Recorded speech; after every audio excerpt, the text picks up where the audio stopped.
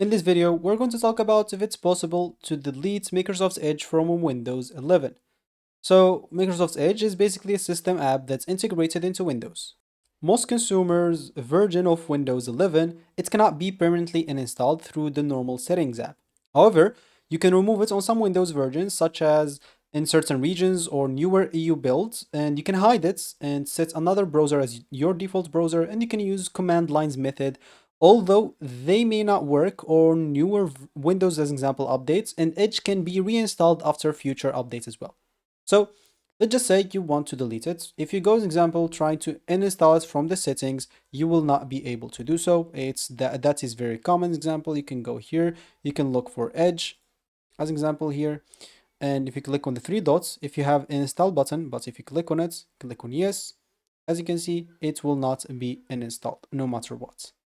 Some people don't even have, as example, this uninstall button and they cannot even click on it. On many like Windows 11 installation, this even uninstalled button will not be available. And even if you do have it available, it's not possible to delete it like that.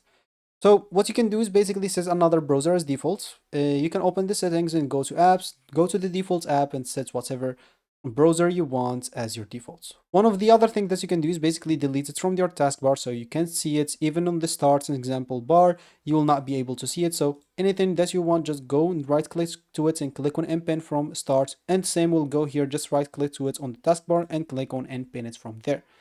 But for more advanced features, as example, you can use the PowerShell.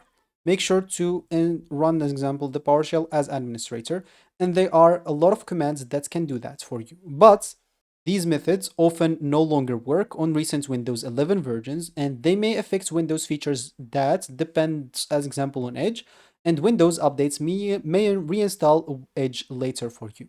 So there are some commands to do so. I'm not going to show you those commands. You can look them online.